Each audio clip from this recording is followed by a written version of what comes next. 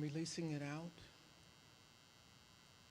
And one more time, just cleansing our entire brain from all of the thoughts. Just releasing it all in this breath. So breathe it in, allow it to circulate throughout your being, and then blow it all out into the universe. Knowing that it can be transformed for the highest good of all. And as we turn within, I know that God is present. God is in the midst of this meeting and is dwelling within each one of us because there's only one. There's only one life, and we're all connected through this wonderful life force. So as I bless this meeting, knowing that it is divinely ordained, and that the information that is shared is information that will help those that are here and those that are online to make the necessary decisions. And as we move forward, I know that the right people that are honest and fair will present themselves to each one of you when the time is right to do what needs to be done. I bless those that have decided not to rebuild, and I bless those that have decided to rebuild in whatever form that may be. Know that God is with you in making all of the decisions, and trust your own intuition, for that intuition is divinely guided. So I bless our speakers as they will be introduced very shortly. And I want to say thank you to everyone that is participating in this town hall meeting. I am grateful for each one of you. I am grateful for our speakers. And this is the first of several that we plan to do with even more information as time progresses. So stay tuned and be aware that we are here to support you, not only in prayer, but support you in any way that we possibly can through this loving community of Ahiah. I say I am grateful, I am thankful, and I thank the divine presence for all that is.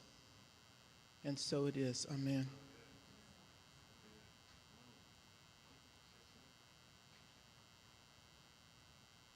Much gratitude to Patricia. She failed to mention that she is also our board president of the Board of Trustees. She's also a licensed practitioner emeritus. That means that she's been a prayer warrior since the Big Bang. And we are so grateful to have her here in our shared leadership. I'm Rev Michael. I'm Senior Minister and the Spiritual Director of Ahiah Center for Spiritual Living. We are trans-denominational. We embrace all faiths, and we know that Spirit is always on time, in time, that everybody who needs to be in this space is here right now and at home, and also in the future, because we're in the quantum realm, because we're recording the live stream. There will be folks coming along next week, next month, down the line, who will participate in this with us virtually. So the information that we share today goes on for all time. And Shirley Taylor has just come through. I'm going to announce what our agenda is right now. We're going to talk about rebuilding progress. There are those in the room who are already in the midst of rebuilding. Gloria, would you mind letting, or you could come right here, Ms. Taylor. There we go, perfect. Awesome, make some room. So there are those of us who have already started rebuilding. There's also those who don't have a need to rebuild, but have a need for mitigation of smoke and ash, because that's a whole another topic, and we'll talk a little bit about that today as well. We're going to hear from the rebuilding progress from Shirley Taylor. I will make available in the live stream the New York Times link about her progress, and her son told me that the walls are going up, that the roof is up. Is that right? No, yeah, so she's on a mission. And let's see, after that, we'll hear a little bit from regional planning. Brian McGinnis is in our midst, going to answer some questions and maybe evoke some new questions about the regional planning piece of the puzzle. We also have Chris C. from Altadena Collective, and there is an Altogether collective too, yeah, Altadena Collective. Going to talk a little bit about architecture and the permitting process. We'll have time for an open mic Q&A, and I just want you to know what inspired this is I finally made some drives probably 4 or 5 months after the fire. I made some drives through my home town of Altadena. Our home was spared, but my neighbors, my post office, Baba Anochi's Rhythms of the Village on Lake Street, my African store, was gone. It was just devastation. So it took me many, many months to go through the neighborhood. And as I was driving through, I just kind of asked Spirit, let me help. Show me what is mine to do. How can I help? And what occurred to me is that in 2021, on my birthday, my wife and I were at Mimi's, and we decided in that moment we're going to build a house for my daughter. She was living on Orange Grove. My grandson had some issues in the neighborhood, and we were like, nope, we got a yard, we're going to build a house. I sketched out the house on February the 21st of 2021. By June the 1st, we had plans, not only plans and an architect and a builder, but we had a plan check. We broke ground on June the 1st, right? By Christmas, because my daughter's on a mission. She's like Ms. Taylor here, Ms. Taylor, right? She was on a mission. She wanted to be in her house by Christmas, and Marilyn was in her house by Christmas. So I want you to know what's possible. And that's a 2-story, 1,200 square foot home. So, it was a mission, but it was accomplished. And so today, the county's saying that they'll fast track, they'll waive permit fees. I mean, they're supporting us in the rebuild process. So I want us to be able to get the message out that it's possible, message of hope. Yes? Okay, so first, I want to call forward Nancy Johnson. She's one of our members here. She is a service warrior. Nancy receives the Centers for Spiritual Living Meritorious Award for her service with Friends Indeed, the Back to School Project, the Christmas Project, Thanksgiving. Nancy, you want to share with us a little bit about your progress, what's working good and what may not be working so well? Would you do that with us? Okay. Something like that. I didn't have any notes prepared or anything. I have to use the mic because there's folks at home. Oh. Yeah, to hear you. But I was thinking about what I would say today because Reverend Mike put me on the agenda, not asking, of course, first. So I was thinking about things, and I think the first thing I wanted to say is that from the very beginning, I felt I had a choice, that in all situations, you have a choice. And my home of 50 years had burnt to the ground. I was hanging out at my son's house with my disabled daughter, his disabled mother and father-in-law who lost their home, and him and his daughter, and we were all there, and I was like, oh my God, I just want to fall down. But I realized that I had to make a choice about how I was going to respond to this devastating news of losing my home of 50 years. And I could choose to give up and say, this is really more than I can handle. Let me just curl up in a ball somewhere. Or I could say, every day is a new day. It's a new journey. And I'm lucky that I'm a member of this church because that's our philosophy, is that there's always a choice. There's always. And so that's what I decided to embrace, like totally. Everything has a choice. And I can choose to be that person who just says, oh God, I can't go on. Or I can be the person that leads my family on a new journey of rebuilding our lives, which is an overwhelming journey. And it has been overwhelming. But I feel like because I made the choice to step into it, I don't know that I really had a choice because I had been in my home for 50 years. I probably couldn't even afford to live there if I was just coming into the neighborhood because Altadena, we know Altadena, so it was like I could have just said, I'm gonna sell this property and I'll go find a place. But then I realized, where am I gonna go? There's really nowhere I could go. I don't have relatives in the South where it's less expensive to live. My support system is here. So because I made that choice to rebuild, it brought about a whole lot of things. And I think perseverance is a big part of this, because you can run up against walls that are not in your favor, things to do that are not in your best interest, because it takes time, and we're always in a hurry. Everybody's in a hurry. I understand that. And this is not the time to be that person, because there's 9,000 other families trying to rebuild their houses too. I've been lucky in a lot of ways, but I think that blessings come to you when you live in a particular way, that you invite the good.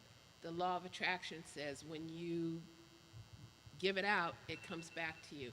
And I feel that I'm in that place where some of the road has been easy and some of the road has been difficult. Because when you lose everything, where are you gonna go?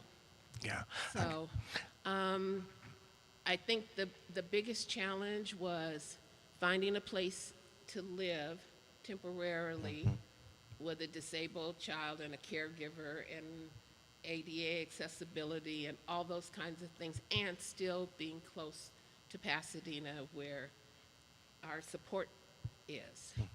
And Where are you now, Nancy, in your rebuild process? in my rebuild process, I just signed off on the interior design, which was I mean, the whole design thing is such a new thing for people who aren't in that business. So I never thought about how many little decisions there are, like, should this door swing that way, or should it swing the other way, and where do you want the windows to be, and all of those kinds of things inside. And I'm right now in the middle of the exterior design, and so that is presenting a whole bunch of other things that I don't know anything about, like, do you do stone, do you do wood, do you do cement, smooth cement, smooth stucco, something it's called, I don't know. But that's where I am with that stuff right now. Are you working with a local architect? I'm working with a local architect. When this happened, I was building the ADU in my backyard for my daughter's caregiver, and it burned, and so I had an architect for that, and he had designed the ADU to match my house, so it looked like it fit there. And the ADU was at the place where they were gonna be doing the walls the next day, and then the fire came. So we're in the process of getting the permits. Well, we have the permits, so it's just a matter of getting started with building the ADU back, and that's coming along, and that will be done first. Okay. And have they given you a timeline on when they think they'll be able to get the plan check and the? The plan check is in for the ADU. Okay. And because it was already in the it had already been approved, and they just wanted to come back and look at the footings or something. It's called the footings with the foundation to make sure that was so that part is okay. And I was telling Renee and Marsha, we just got our temporary power pole installed there, so they're ready to start working on the ADU this coming week, and they anticipate it will be done in December. They haven't started on the big house, on my residence, but they anticipate starting with that probably in mid-October, mid to late October. So. Okay, wonderful, wonderful. Any needs that you have? If you had the planning, regional planning or building and safety listening in, are there any specific needs that you have? No, just, I think that people get lost. It's such an enormous task that we never had to deal with. If people are just honest and say, this is how it's going to be and this is how long it's going to take, so you don't get, because all the time I'm like, I want to go home. I just want to go home. Yeah. Well, that's not going to happen for a while, and you have to be realistic about Right, that. And so right. you want those people who are doing the work on your house or you're rebuilding, you're mitigating, whatever it is, just be upfront so that you can get your life on a timeline to go where you need to go. Wonderful, wonderful. Thank you, Nancy. Sending you light ahead. And as you know, here at Ahiah, our theme is we are so flexible. And, those who are flexible should not be bent out of shape.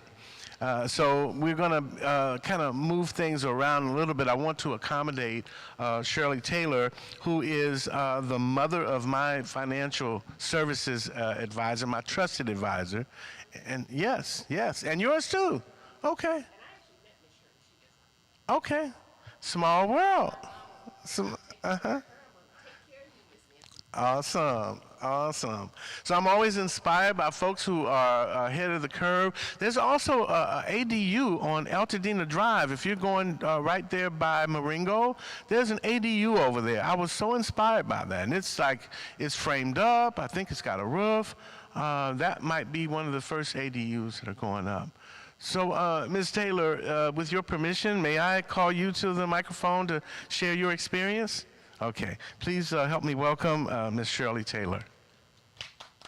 Let me make sure this mic is set up right for you here. There we go. How's that? That good? Okay, good. Well, can everybody hear me? Yes. Okay. I'm a firm believer that things happen according to God's divine plan. And I say no one ever expected things to happen as they did in January just passed. And everybody was so at peace thinking that they had it in check. When we found out we really didn't have anything in check, when we couldn't do anything about a horrific fire. I was asked to give some information to New York Times in January after the fire took place. And they asked me, how did I feel about what had happened and how did I feel about the city of Altadena? And I really didn't have to take a whole lot of time to think about it because it was a place that was peaceful. And despite the fact that I didn't know everyone, I was at home. And I said it was just a fantasy turned into a travesty. But that can always be rearranged and it can be rebuilt. And so I didn't really get too excited about it, to tell you the truth. My demeanor in general is always to be peaceful and calm. And it's to be peaceful and calm so I can handle the situation not as I wish it would be, but as it is. I look at life as it is at the moment. I thought about after the fire, actually in the beginning of when I knew there was a fire, I knew it was windy, I knew there was a fire. I never really thought that the fire would come west and come across Lake Avenue and destroy the areas of Altadena. I thought that I'd maybe have to be evacuated, but I was coming back home to my house. And I'd only have smoke insulation because I've been exposed to fires up in the hills before and so on and so forth. And then after the disaster, I thought to myself, well, I took ownership of what had happened, in other words. And I thought to myself, I am so glad that the material things that I lost was not the basis by which I lived, that was something that it has now disappeared from my life. However, I was still going to go on and look at what situation I was in the day. So I never lost a tear. I never looked sad. I went to my church, which is First African Episcopal, Methodist Church on Raymond in Pasadena. And everybody was saying, oh gosh, it was such a travesty. We lost everything, this, that, and the other. And they looked at me. They said, did anything happen to you? I said, yes, I lost my house. They said, but you're not upset, you're not excited? I said, no. I said, this is a new journey, and I'm not going to worry about it. And I really didn't, and I have not lost any tears, nor has it been painful for me. I just decided that this has happened. Now, where do we go from here? So I've held myself out to contact other people and encourage them to let them know that this is not the end, but the beginning. And I've been contacted by several people to be a spokesperson, to speak about Altadena, to speak about how I felt, to speak about what happened. And, you know, none of us can attest to actually what happened and why, other than the fact it is done. It is already done. And I was contacted by several other news medias and some television, you know, owners and stations. And I would not talk with them. And the reason I would not speak with them is because the first thing they ask me, who do you blame? And I say, I have no blame.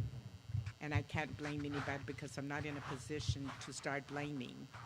However, if you want to talk to me about the situation that has happened and what can we do about it now to prevent this from happening again, I'll be happy to speak with you.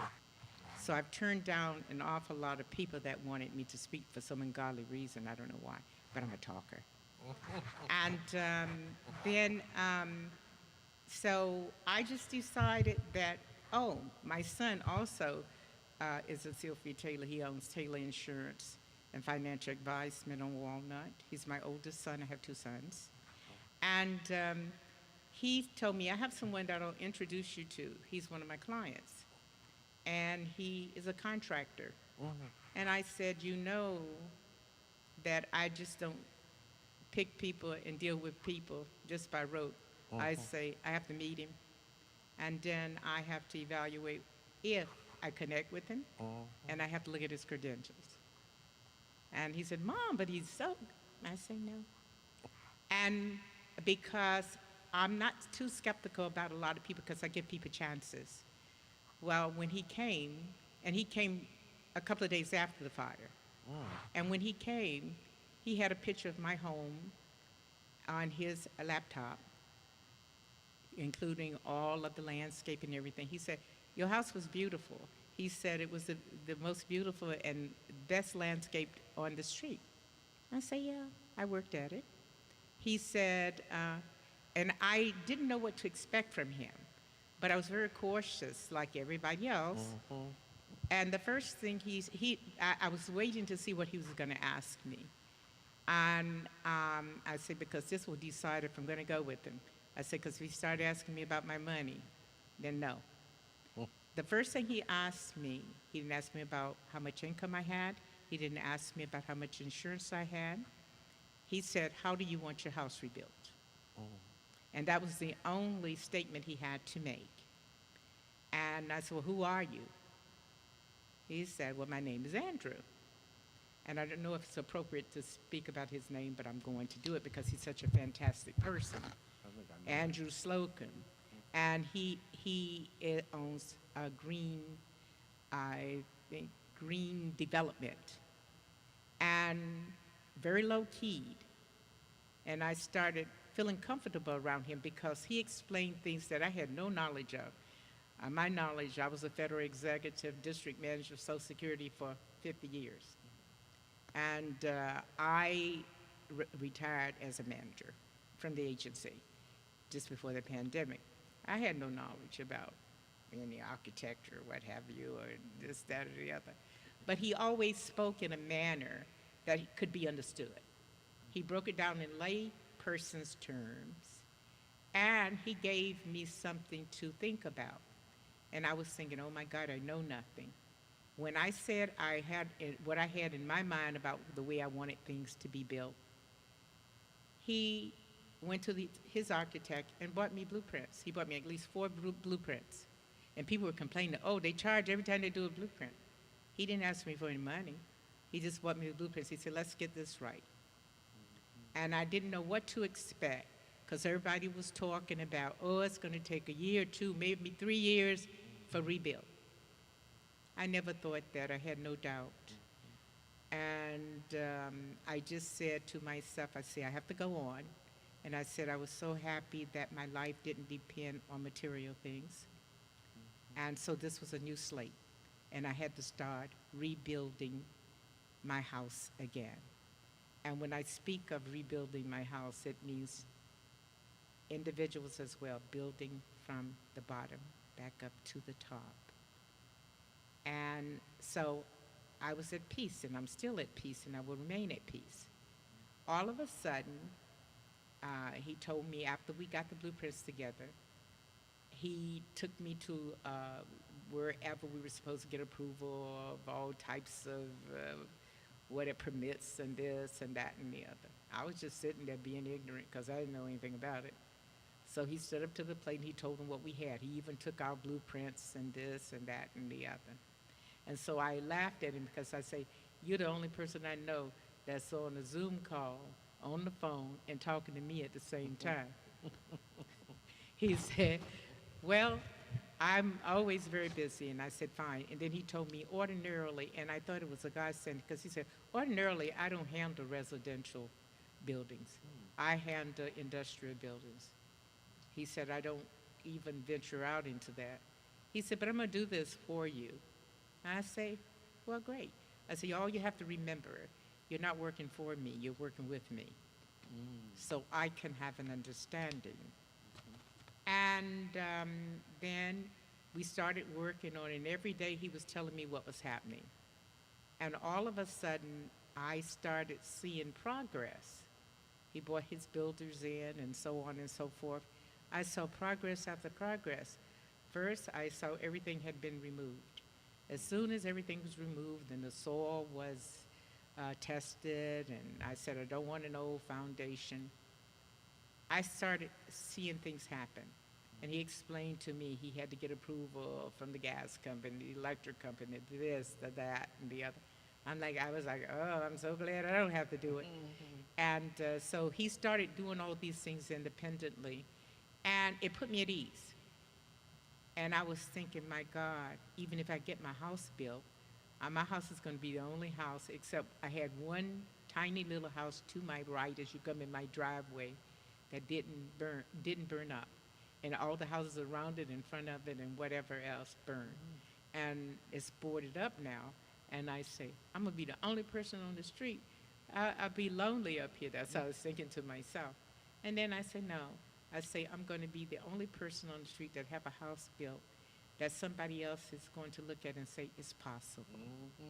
And so I said, I'm going on with this.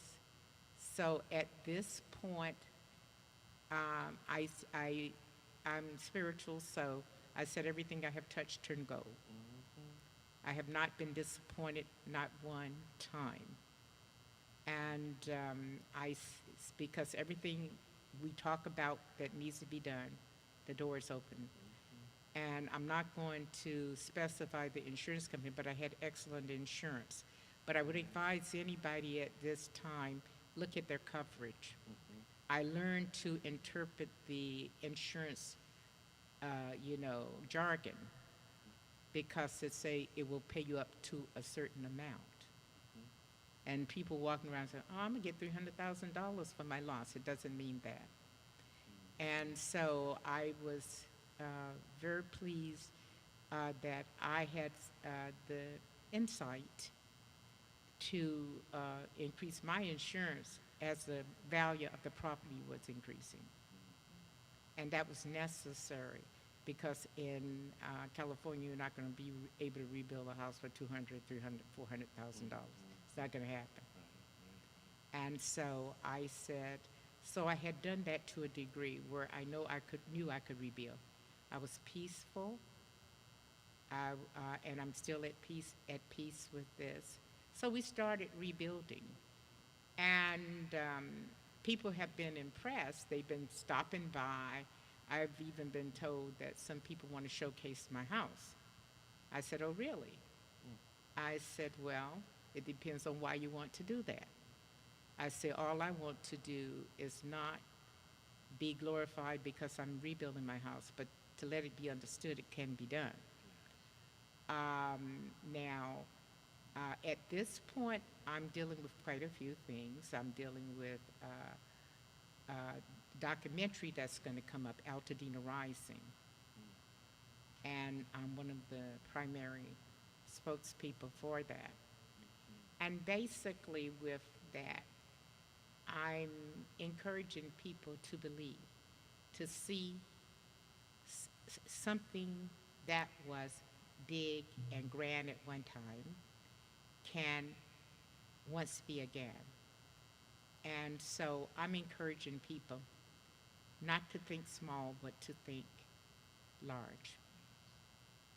And that when they approached me about Altadena Rising, I said, well, that's appropriate because if it's rising, it means it's going up. It's not going down. And everyone that I've spoken to, they say, but I know everybody has helped you. I know your sons have helped you. I know this. I say, no, they're too busy. I said, I have only consulted spiritually to say thank you every day for my progress and to thank the individuals that have been put in my path.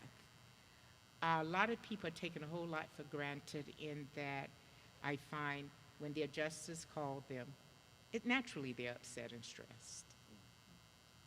But I've talked to several adjusters and from my insurance company, and they change as often if they feel necessary.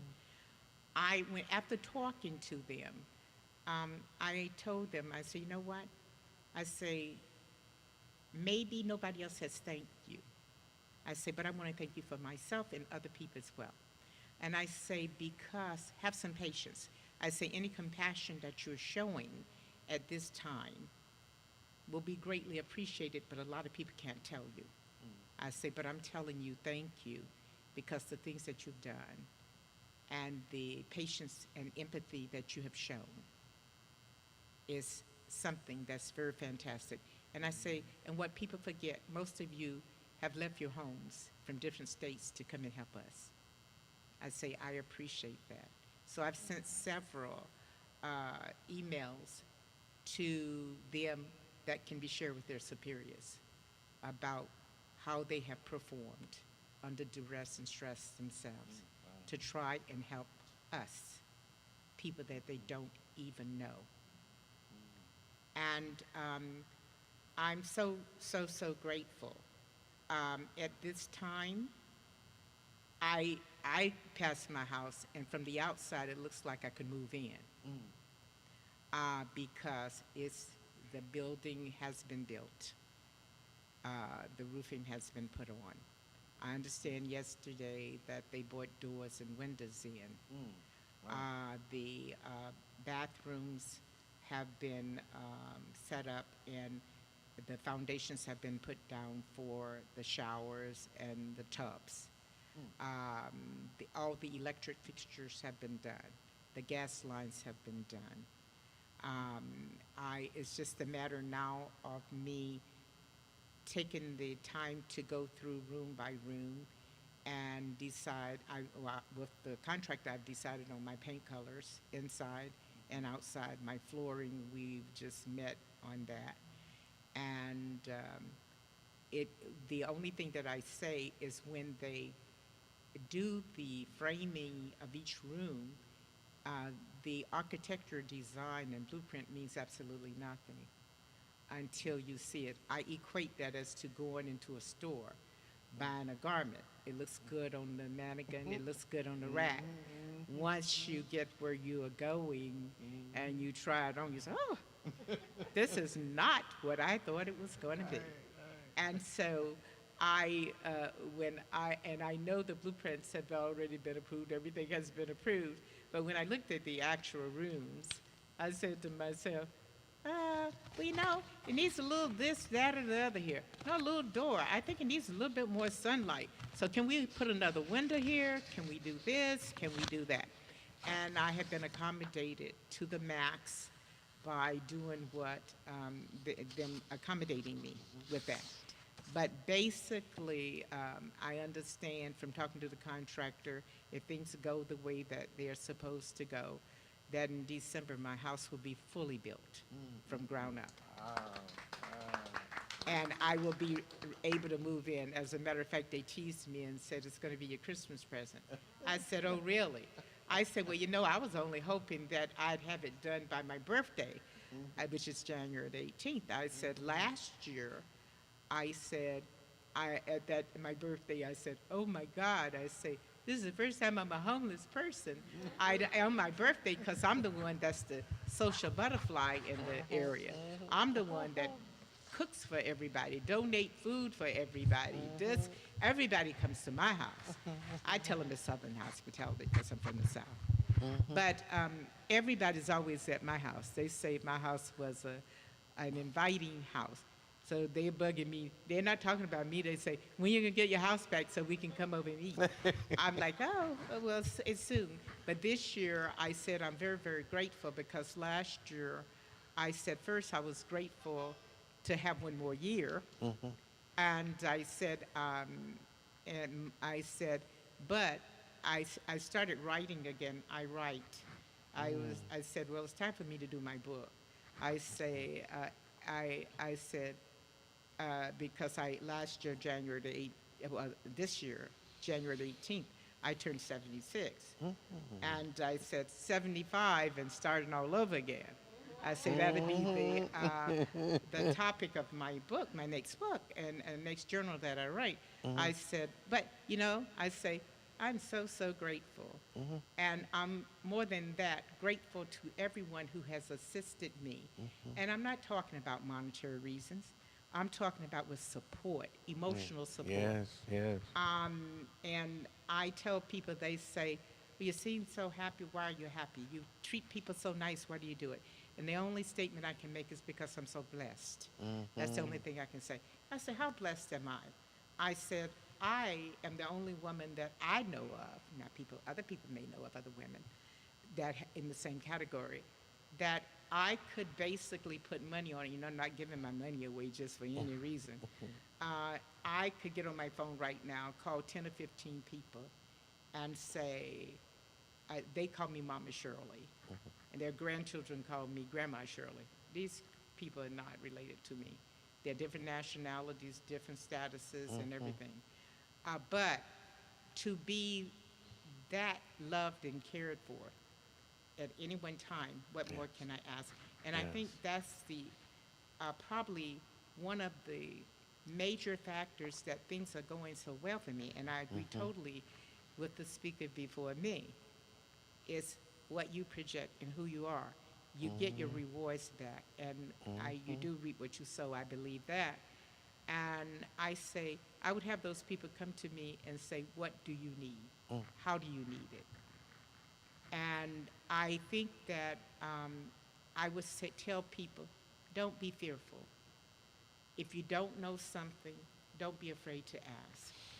Don't think in terms that you may be ridiculed or thought to be ignorant or not smart enough to know this. We don't know this because we don't have the qualifications. It's never happened before, and some of us are still devastated. Yes. I talk to people now who are still at square one. They haven't even been able to accept the fact that their house has been burned or their property has been destroyed. And I say, just be patient with people. Be patient. Let them know nobody's bringing judgment, and that they should feel free to ask. Even if they think they don't have the financial means to rebuild or what have you, maybe there are other avenues that can open that can give them something so they can have a decent life expectancy that remains and live okay.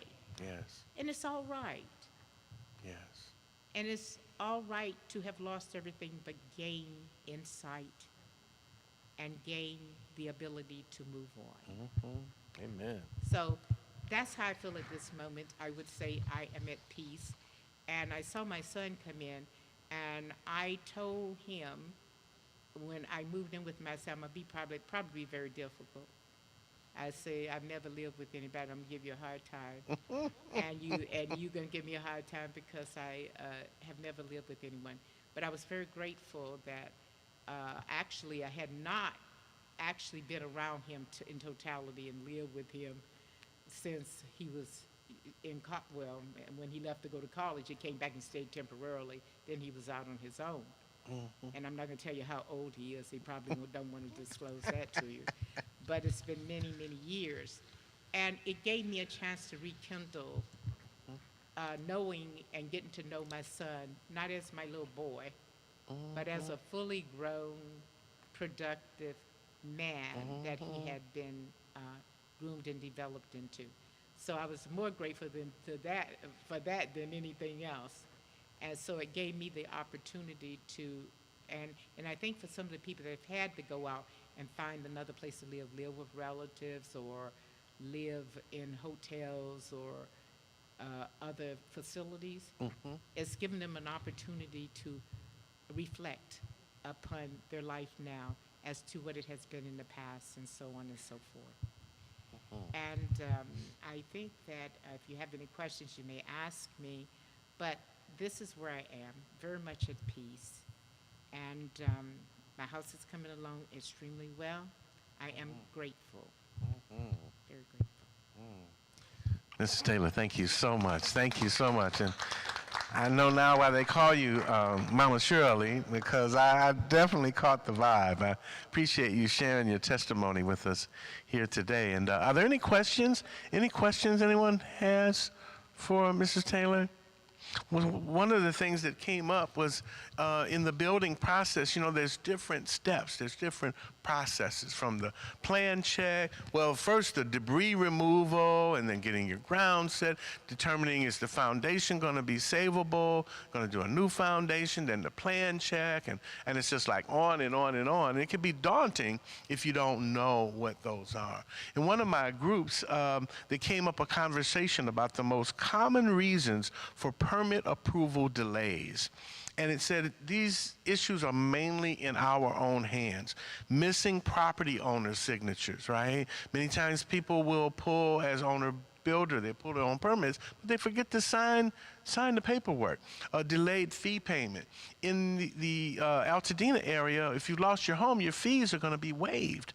But I think there's a process that you have to find, and yeah, there's a process you have to go through, and I'm hoping that Brian McGinnis, who's from regional planning, might be able to speak a little bit to that.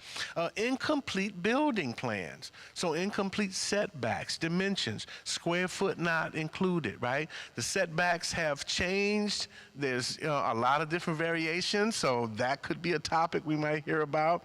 Lack of required clearances and setbacks, right? In certain cases, the square footage could exceed 10% in a like-for-like plans to rebuild, you know. Sometimes people get the idea, well, you know, I'd like to have this, I'd like to have that, and if it exceeds 10%, it's not like-for-like, and it will delay the process. So I'd like to hear, we've invited Brian McGinnis from Regional Planning to come down, and I have a friend, James Knowles, who also works in regional planning. I've known James for, gosh, over 30 years, you know. He's out hanging out with his family, so he won't be here today. But Brian has shown up. We want to thank Carmen Sains from regional planning for extending the opportunity for Brian to come and show up today. Would you like to come and share with us on some of the topics that we talked about and anything else that you think might be pertinent for folks that are in the rebuild process? And just so you know, there's regional planning, there's building and safety, which is all about your permits and so forth. And Brian, can you explain to us what the differences are? I would love to. Awesome. Let me see if I can get this mic ready for you. Is that high enough for you? I think so, yeah. Okay. All right. All right, there you go. So I had a PowerPoint presentation, but I think I'm just going to kind of freewheel it. Okay, okay. going off of your question, so regional planning handles planning in the unincorporated areas of Los Angeles County. So planning, zoning, all that, like allowable land uses, not allowable land uses. So regional planning is distinct from the Department of Public Works. So we are the Department of Regional Planning, also known as LA County Planning. And then the Department of Public Works oftentimes gets sort of put together with building and safety. We'll use the terms more or less interchangeably, but it is the Department of Public Works Building and Safety Division. So when folks say building and safety, that's what they're referring to. Yeah, we work hand in hand. We work very closely, and as a result of fire, we are working together more closely than ever. So that's where a lot of the streamlining comes into play. So first, planning takes a crack at it. So we review architectural plans, and then building and safety, they take it from there once a plan has received regional planning's stamp of approval. Building and safety dives in, and they look at the structural plans, structural calculations. So you can submit everything all at once, and that is what we would call at risk, because the concern with doing it all at once is if you submit everything in one go, architectural plans, and you've already prepared your structural plans and calculations. There's a lot that goes into building and safety's review. So all of those structural engineering calculations. The concern is if you have any corrections issued by regional planning, like, sorry, your house can't be that close to the setback, that's going to potentially throw a wrench in the works as far as what building and safety is looking at. Right. So you have to redo those structural plans, structural calculations. So it's best practice to do the regional planning portion first before preparing those structural engineering plans and calculations. Good point. That's just, personally, what I would advise. Let's see what else. Who here has been to the One Stop Center on Woodbury? Me. A lot of folks. Okay, cool. So yeah, that's on Woodbury in Altadena. A really useful resource is recovery.lacounty.gov. So on there, I especially like the rebuilding drop-down menu, and it has information about hours and location of our one-stop centers. There's another one in clear out in Calabasas you probably don't want to go to, but it's there if you find yourself in the neighborhood. What is like for like and what is not considered like for like, which I'll go into. Just a ton of information. We've got information about pre-approved plans, fee waivers. You can learn about all that. So I'll just mention, for most folks here, it'll probably be like familiar, but like for like means no more than 10% or 200 square foot, whatever's greater, increase in building footprint, square footage, and height. Non-like for like, anything exceeding that. And with a like for like, you can like move structures around, provided that you're not encroaching any further. If you're going further into like required yard setback areas, which vary somewhat, and we can talk about that. That's all the more reason to come into the One-Stop Center on Woodbury. You can walk in or make an appointment, just so we can kind of hash out like the details, go through the ins and outs of like particular properties. I feel like for some properties, based on what they had, like the lot characteristics, like for like makes a lot of sense, but in other instances, depending on what the property owner would like, non-like for like makes just as much, if not more sense. So it's highly specific. And Brian, is the advantage of like for like that it'll be fast tracked? Is that what the advantage is? They're both expedited. I mean, compared to what you having been through the process pre-fire, it's like day and night. Okay. So both like for like and non-like for like are expedited. With non-like for like, there's more places you can kind of run afoul of the zoning code because there's just more standards with a non-like-for-like project kind of evaluate against. You have to comply with the Altadena Community Standards District as well as the residential design standards if you're doing a non-like-for-like. Yeah. Whereas if you're doing like-for-like, if it's more or less what was there and you're not making any what we call non-conforming issues any worse, then we're good.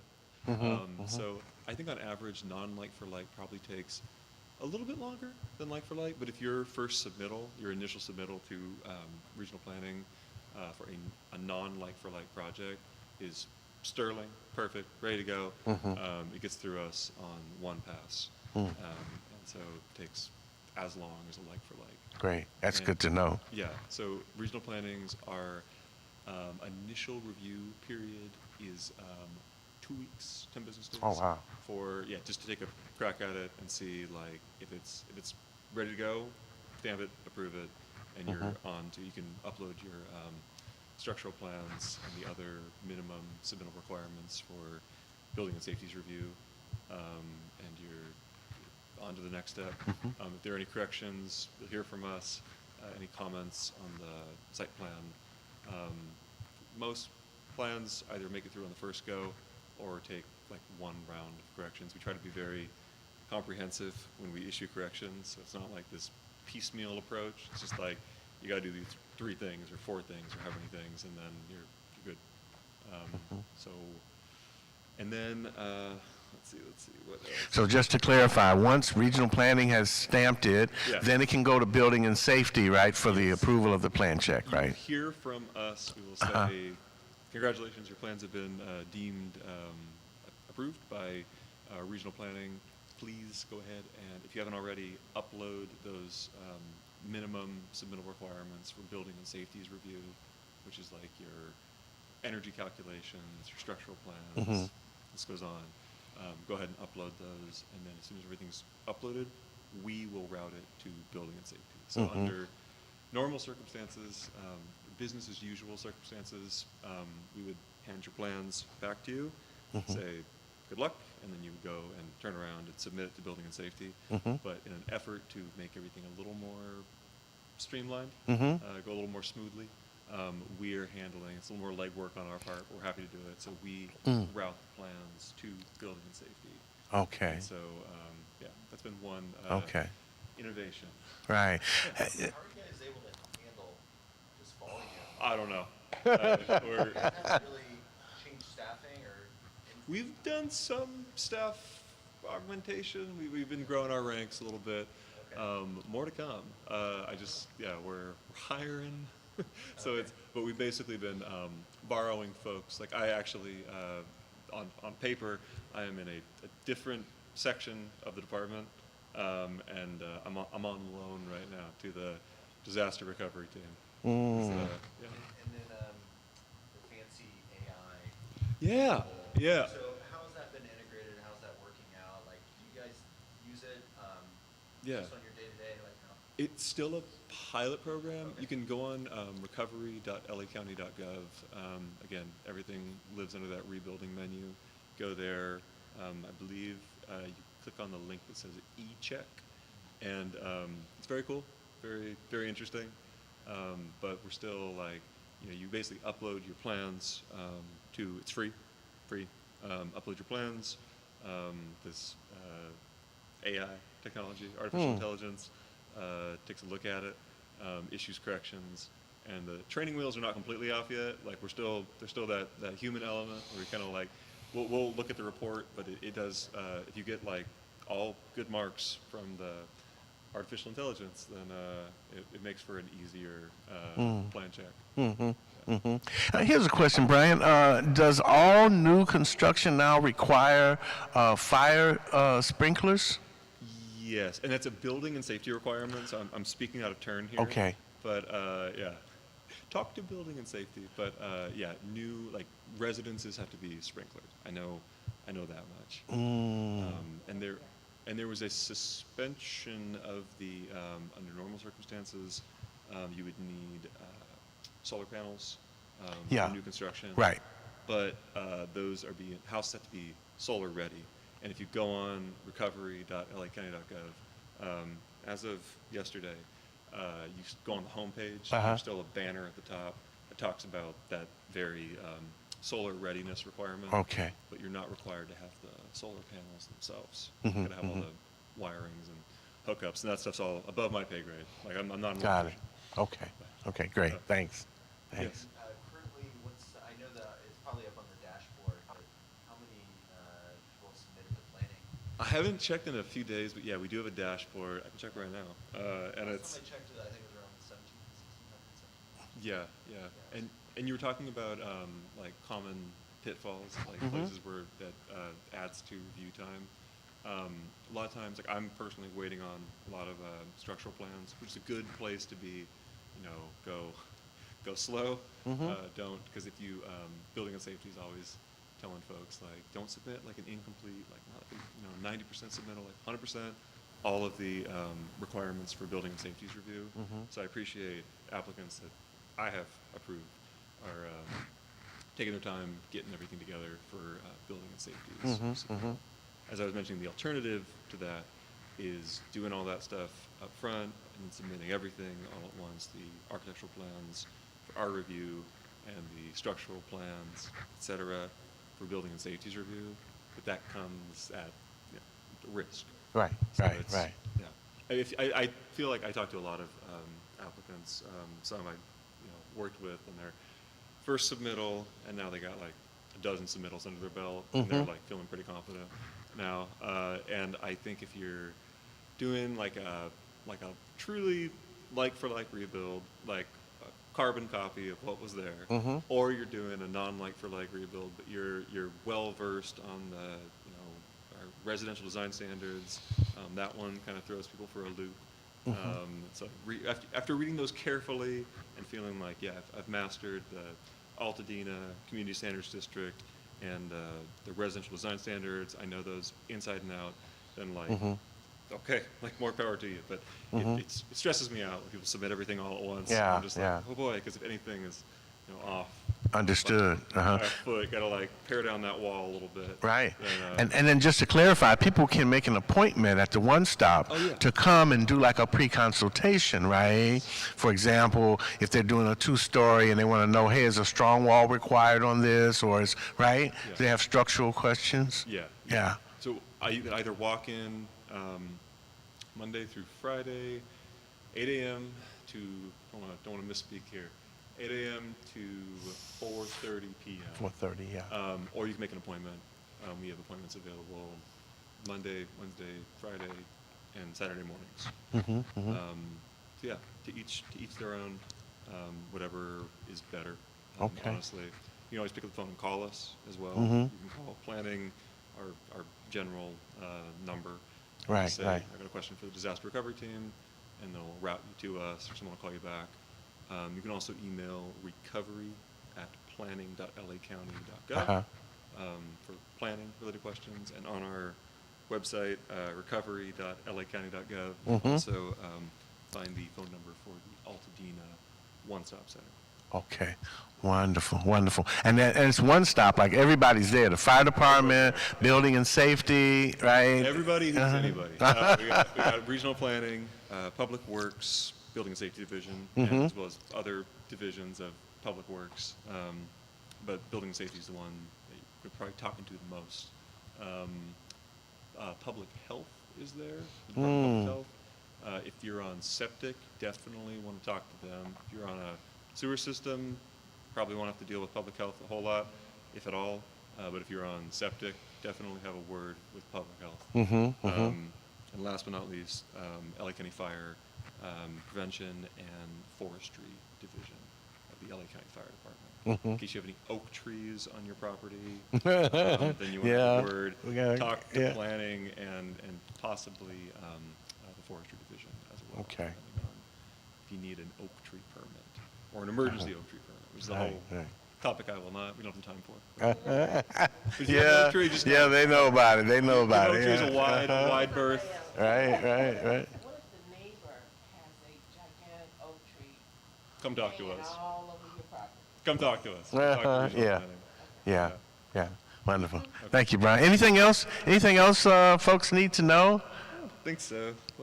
Temporary housing permits. If Okay. you are interested in putting an RV or a trailer or some kind of prefab structure on your lot, there's help available for that. So talk to, again, planning. Does that include like a prefab ADU?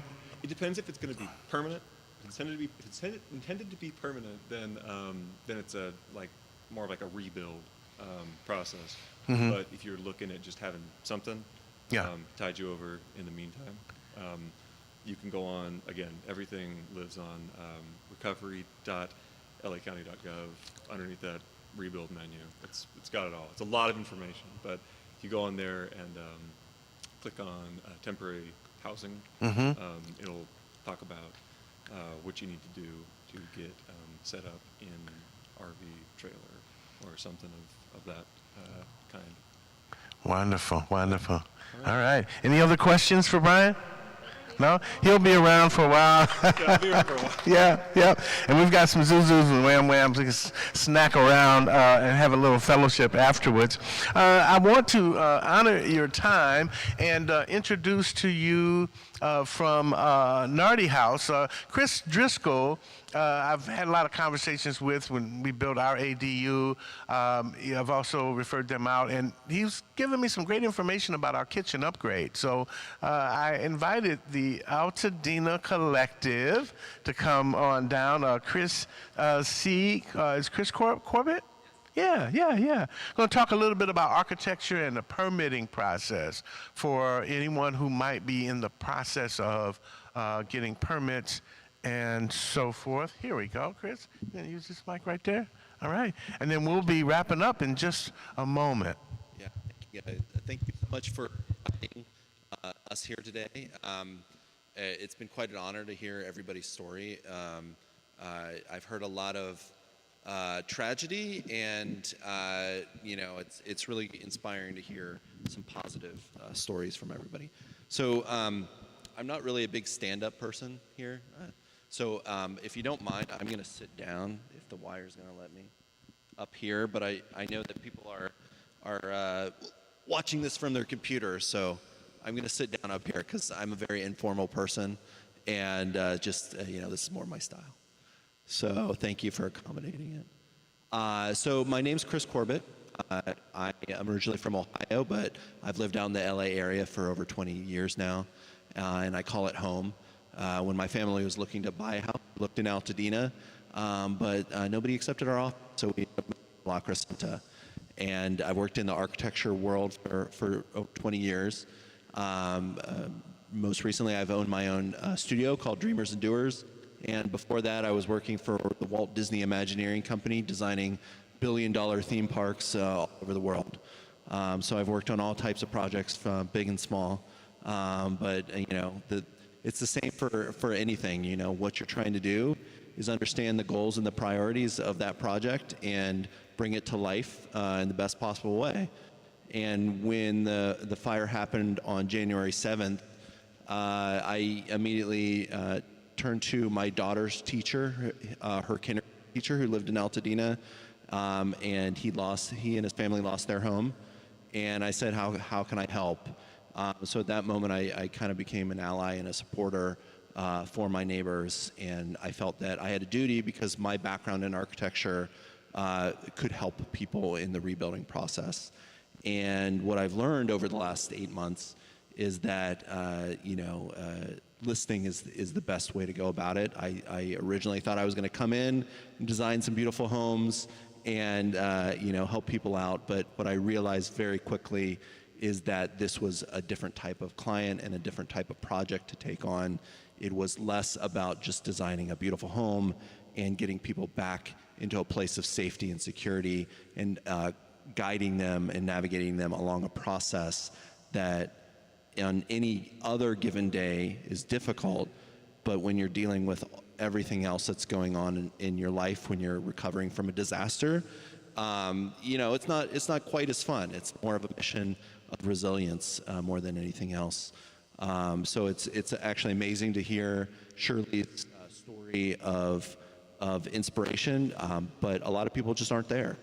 And when they get to that point, when they stop looking at the past and what they lost and start looking forward at the opportunity ahead, that's an amazing moment. And that's really what we're trying to get people through to do.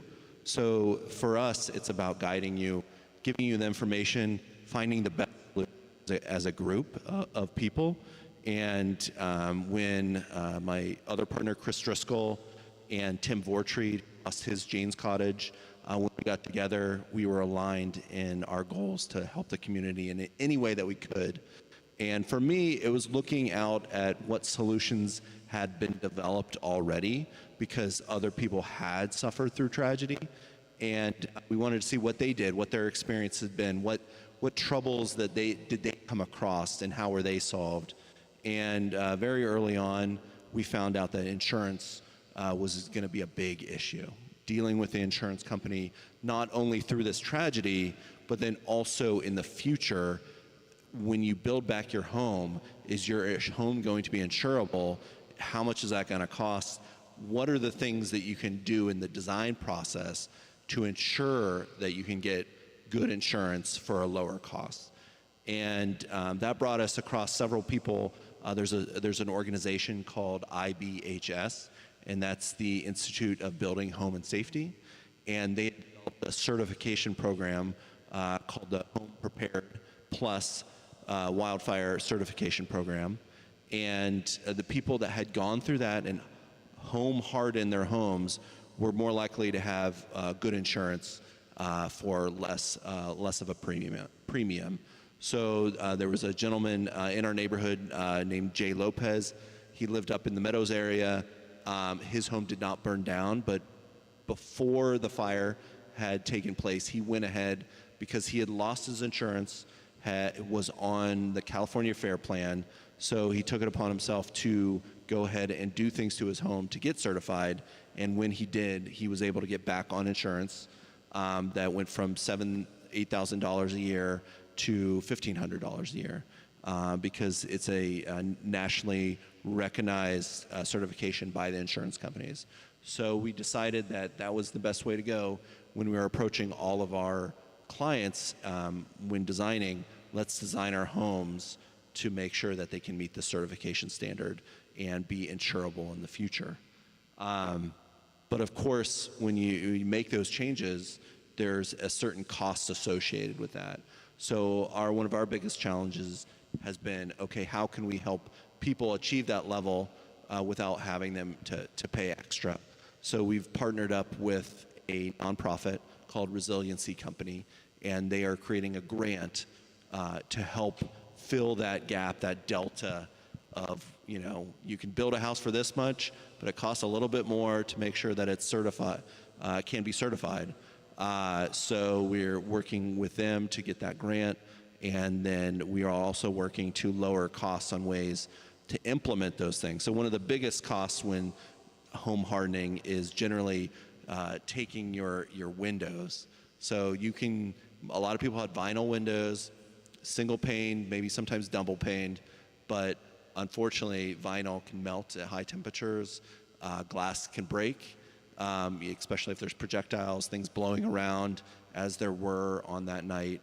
So they recommend for their certification to get something above vinyl, so either fiberglass or wood or metal, and then making sure that you have double paned tempered glass, so strengthened glass in the windows. And when you have that double paned and stronger frame, then those are windows that are going to reduce chances of fire getting in to your home.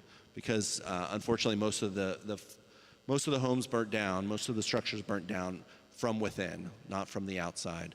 So that meant that embers and flames were getting inside through the weakened openings, so through vents up into the attic or down into the crawl space below, through windows that were breaking because of the heat or melting.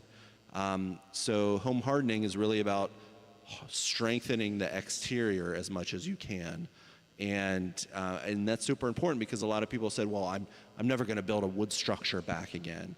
And so they started looking into alternatives, concrete, steel, strengthened structures. And what we found is that, yes, you can get a home that's hardened that way, but the cost of that didn't align with the budgets of people's insurance or what they had available to rebuild. So the question became, is stick wood construction still a way to build back in an area that's prone to fires? And what we found is that through IBHS and through this home hardening, that you could still feel safe building with wood instead of changing to another material, and still build an affordable home that is home hardened for any sort of future disasters.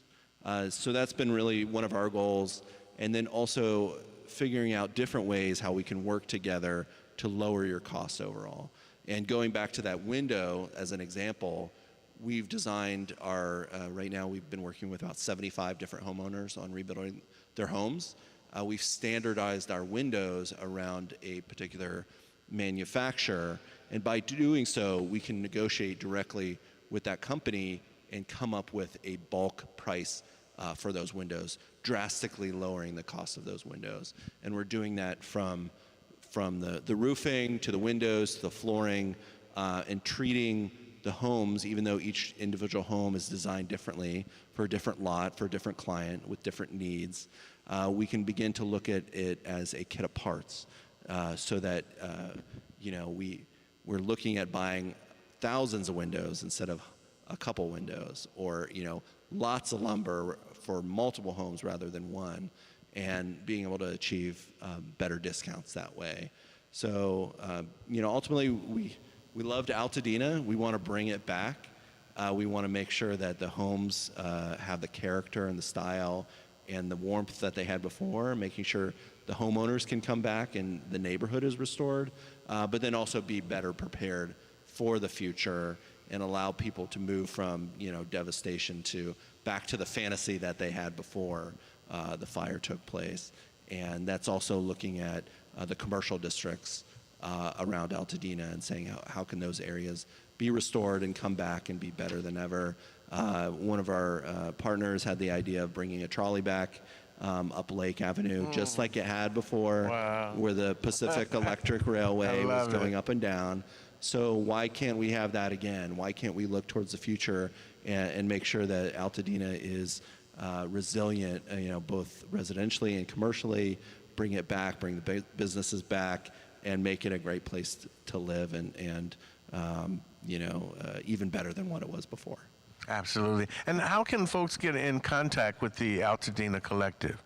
Sure. So we have our website at altadenacollective.org, or you can email me directly, chrisc@altadenacollective.org, and we will absolutely answer any question that you have. We talk to people that are still on step one. We talk to people that are already working with a contractor and having issues and having questions, and they just want another opinion about it. Our goal isn't to rebuild all the homes in Altadena. We could never do that. We want to make sure that we're working with as many people as possible so that we're all kind of moving towards the same goal, rather than, we don't see it as a competition in any way. So our goal is to just share the information that we've heard, and make sure that everyone's building back and meeting their own goals and their own priorities, whatever that might be. Wonderful, wonderful. And I had a question from a home viewer wondering, with the requirement for sprinklers in the home and hardening the home, water pressure was an issue. Is that addressed in this new requirement for sprinklers, for fire sprinklers in the homes? The fact that, if 100 homes have sprinklers, right, and the water pressure is low, is that being addressed at all? Yeah. Oh, do you have an answer? Yes. Yeah. Out of turn here. Yeah. I'm in the room a lot of times with my colleagues in Public Works, Fire, Health, and according to my colleagues in Fire, that is not an issue, but for a very small percentage of homes. So the water pressure is not an issue for the sprinklers. Okay. It's an issue, which is again, exceedingly not the case. Yeah. It does. there are occasionally Got it. properties where that is a concern. They'll talk to fire. Yeah, okay. Not a deal breaker. Right, yeah. Yeah, because I know they come out and they do a fire flow test, right, whenever you put an ADU to see if the pressure is going to be sufficient, right, for your, for the hose, for the fire truck. Right. But I don't know if they did that for the sprinklers too. I would make up that they must. Yeah, so we've heard the same thing, that pressure isn't an issue, but of course, on January 7th, it was an issue, right? Yeah. So I want to make sure, and we brought this up early on because we were, again, hearing from everybody that was rebuilding, having those same questions. Why should I put solar panels on the house? That's an additional burden on me. So that's we communicated that very early on. Everyone's been very responsive and said, okay, let's roll that back and just say your home needs to be solar ready. We're also pushing to make sure that they can verify that the pressure is there before requiring you to have sprinklers in your home. So that's been a code for a while now, and I think it's a deal breaker for them. So they really want to make sure that every home has sprinklers in it and can be safe. So we just want to make sure that they have the pressure to do that. So that's our main concern with it. Yeah. So would it be accurate to say that for a 1,200 square foot home, sprinklers might add another 20,000? Yeah. Yeah, we've heard costs up to $50,000 depending on the size of the home. So it's an additional cost depending on what type of insurance you have and the coverage that you have. Sometimes it's covered. But they'll have a bucket for code upgrades. So the sprinkler systems would be covered in that because it's a required new code upgrade. But it really depends on the insurance you have. So whenever we work with anybody, we have somebody that reads through their entire policy, not just the cover letter, not just the initial 4-page statement, but read through the entire 50-page, 70-page document that is provided to you from the insurance company, because that's where the details are. That's where you can really get in and understand it. So that's something we do with everybody that we work with to make sure we fully understand what their insurance coverage is and what potential gaps in financial budget that they might have. So that's really important for us. Great. Well, will you hang around for a moment in case people have questions? I've talked too much. I feel like I'm really here to answer questions. Okay. I do want to say that we've submitted to planning dozens of times now, and they have been so responsive and so great. And we keep on thinking okay, how are they gonna break? But they've been, speaking of resiliency, these guys have been great. I was looking at the dashboard this morning. I think the average for a building permit is 68 days right now, which that may seem like a long time, but having been in this business and knowing what it was like before, it is an exceptionally fast amount of time to go from submitting to getting a permit in hand. So I don't know how they're doing it, but congratulations to you guys. Hang in there. I know it's tough. So keep doing what you're doing. It's giving people a lot of hope. I think, the longer you're in limbo and you're waiting for something, the days go by and the pressure builds, and I hate to see that. So to the day that they get their permit is a big day. So the faster that comes, the better it is. Yeah, for sure. Absolutely. Yeah. Well, thank you, Chris. Thank you for participating in our conversation. Absolutely. Indeed. Thank you for asking me to be here. And if anyone has more questions, feel free to reach out to Chris afterwards. And Brian, we hope you get some snacks too and hang out for a moment. And so as we come to the end of our session today, I want to proclaim in advance a mission accomplished. My whole idea and intention here was to get us together in conversation, because we can share knowledge, we can get hope, we can better understand what we need to rebuild our town, to rebuild our community. And I had a conversation with Iselfi, who is Mama Shirley's oldest son. And of course, he and I have a relationship relationship, and now I understand where he gets what he's got, right? Because he's got that special quality. I was telling him about the challenges with insurance. Our home was not lost. However, we had smoke and ash mitigation, and today, here it is, August, we are still going through the ringer with insurance for smoke and mitigation. And, and I say that in a hopeful way to say that, we're bringing it to completion because we know what we need, but that's a real challenge. It's a real challenge. So I've asked Selfie to come. He is the CEO of Taylor Financial Services and Insurance, to talk just a little bit about the financial aspect of that. As I mentioned to him, we got checks from the insurance company for different, for dwelling, for a loss of use. That was for the Airbnbs because we're out of our home for maybe 7 or 8 weeks. But then it was for other structures. Then they said personal property. So they just lumped it all into one category. So then when we get the invoice from the PuroClean, who did our mitigation, it's a matter now of assigning a check to an invoice, right? Because it's just all jumbled up together. And they have so many clients that they're not able to do it. So thank goodness for ChatGPT. I've been using AI to help sort out the communications and get them in alignment, and we are closer to resolution. But I'd like to call Shirley Taylor forward just to talk a little bit about the financial implications of this, and I got a microphone for you right here, sir. Thanks for coming out today. Indeed. Okay. There you go. There you go. All right, good. I'm not 6'2", so I'll just put this. Okay, 6'2". But I cast a large shadow.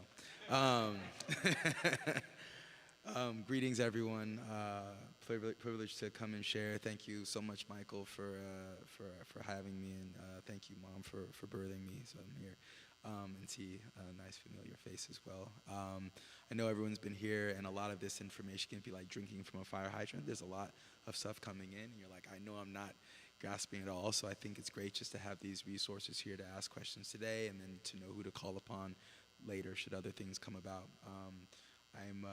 What's going on in Altadena is obviously both near and dear to my heart, as the house that I grew up in was lost, and so my perspective is a little different. I live in Pasadena by the Rose Bowl, so like you, we had smoke damage, but fortunately I didn't lose my home.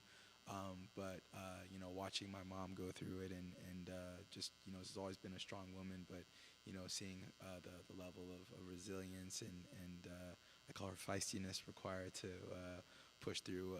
I don't know if she'll be the first, but I think the race is on for her. Probably be the first person in Altadena to have her home rebuilt and back there.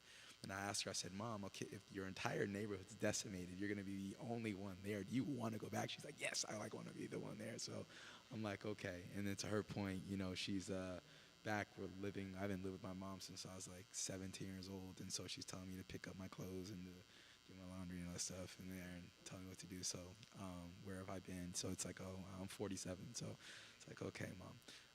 But it is a blessing to be able to rekindle that relationship as well and have that. So as mentioned, I'm the president and founder of Taylor Insurance and Financial Services. Been here in Pasadena. My office is right on Walnut and Lake, so I'm close for 25 years. And so I plan a lot for clients in all kind of situations you can think of, and this is a unique situation because it's actually me. I'm going, through it, as well. So if I can be a resource, we talked a little bit about the insurance and understanding that. I like what you're talking about, being able to build the specs that allow you to get insurance. Even in my home right now, I had an issue with the carrier who'd been pretty good about paying claims and the like, and they took every advantage they could to try to cancel my coverage. Now at renewal, my premium, and I live in a pretty big home in Pasadena, but to give you perspective, my insurance premium was about $6,000 a year now, and the quote that I've been giving for renewal from another carrier is $22,000 a year. Oh, if you can you not hear me? Oh, okay. I typically project pretty well. Okay, can you hear me better now? Okay. I was saying that my previous coverage is about $6,000 a year, and this renewal quote that I was just given was about $22,000 a year, and asking me to put in things like things that I didn't have to do, before. So it's challenging, but understanding as you're getting these checks, me being a finance guy, there's time value of money. So, knowing, hey, it might be 3 months, 6 months, a year before I'm ready for a rebuild, or while I'm waiting, what are you doing with the money in the interim? And don't have to take a lot of risk, putting the money in an interest-bearing account, allowing it to accrue, while you're using it, or perhaps you're building a bit under budget and you have additional monies. As hard as this is for my mom, I think we look at it, I think she's going to be better off when all's said and done. As challenging as this has been, she's going from a 3-bedroom, 1.5 bathroom house. My mom loves to cook, right? She had this little galley kitchen before. Now she's going to have a full kitchen with an island there as well, and added almost 1,100 square feet, right, to her property, right? I don't know if she'll still have a room for me there, but maybe.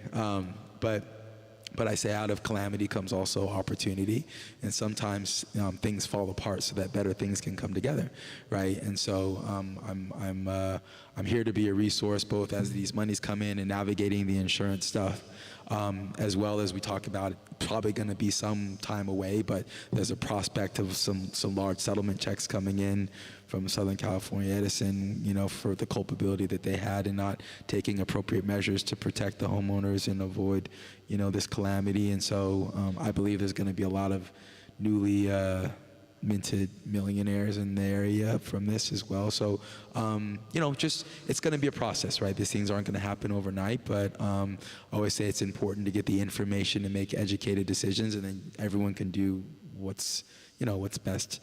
It's best for them. That's important. Similar to you, I can't, do everything, but I'm in the process of building a real estate impact fund, and I want to start buying lots and rebuilding homes as well. So if anyone's interested in talking about that, I'm going to be doing that as well. So I'm going to raise somewhere between 10 and 20 million and do that there. So it's where I grew up. I want to see it. Altadena has an amazing charm, and it's going to be different, but again, as much as we can hold together and rebuild expeditiously, I want to help, in that respect. I love Mother Teresa's quote. A lot of times we can feel overwhelmed and we're just one person and we can't do a lot of things, but Mother Teresa said, "I alone cannot change the world, but I can cast a stone in the water that makes many ripples." Right? And so, again, individually, we can only do so much, but collectively there's great power. And so, again, really want to thank you, Michael, and commend you for putting this together and bringing the resources, and for all of those of you who are either directly or indirectly impacted by this my mom had sacrificed a great deal for my brother and I to be able to grow up in this area and become, good businessmen. And those are my twin daughters in the back there as well. So, they'll come and take the torch there. And so it's important to note that my mom has already bypassed me. The house doesn't go to me; it just goes to I'm skipped at this point. So that's okay, right? It's okay. It's a blessing, to have her and to be able to rebuild and see this process. And so, if you want an example of resilience and stick-to-itiveness, Mama Shirley is certainly that. And again, if anyone has any questions as it relates to insurance, planning, that I always say, you want to be proactive rather than reactive, and that's super important. So if I can be a resource there, I'm more than happy to do that. So, and then I want to honor everyone's time this Saturday, and appreciate everyone for coming out and sharing. But I'm right on Walnut and Lake, Taylor Insurance and Financial Services. I got another, I'm her other adopted son here, Miss Johnson, as well. But appreciate you guys so much, and thank you. Indeed. Thank you, family. And we'll have contact information for everyone on the website, on the live stream. We'll have contact information for all of the presenters, and so we can continue this conversation. I proclaim this mission accomplished. This was a wonderful conversation, and I want you to know that this is just the beginning. just the beginning of a dialogue in which we'll be able to give hope to people, help them walk through the process. I want to, again, just reaffirm that I am a resource. You can reach out to me. I built a house. I've walked through this process. I know how to do this, and I've got tremendous resources. And so I'm sharing those with our community here in the spirit of shared leadership so that we can disseminate this information throughout the community and help to rebuild. So with that, we want to honor your time. And thank you all for supporting this in consciousness, those of you who are watching this in the live stream, and those of you in the quantum realm who are watching this years later or months later or days later, however it may be. And we'd just like to close with a prayer, an acknowledgement to the first ancestor, the one who goes by many names and who responds to them all. And so if you would just join with me as we turn within to the secret and sacred place and we just breathe, breathing in the breath of that one who goes by many names and responds to them all. We call it God, good, Allah, Jesus Christ. We call it, and it responds. For even before we were formed in our mother's womb, it knew our name and it called us forward. On this day, for hope, for light, for illumination, for love, and for assuredness, for knowing and knowing that we know that this presence is in charge, that all is well, all is working together for good. I speak it, I proclaim it, I decree it and declare it, knowing it to be so. We are grateful. We allow this gratitude to lift us and shift us and take us through this day. I send this prayer forward, send it back to our ancestral line, and in gratitude, we simply decree and declare, and so it is. Amen. Ashe. Amen. Thank you, family. This has been wonderful. The stream will be, please share this stream with your neighbors, folks who didn't get a chance to tune in, and we will keep you informed about our next Rebuild Altadena Town Hall. And so it is. All right. And there's snacks in the fellowship hall and also resources and forms. And yeah, let's go have a little zoo-zoos and wham-whams. And thank you again, Mama Shirley. Appreciate you so much. Blessings and light. Thank you, family. Mm-hmm.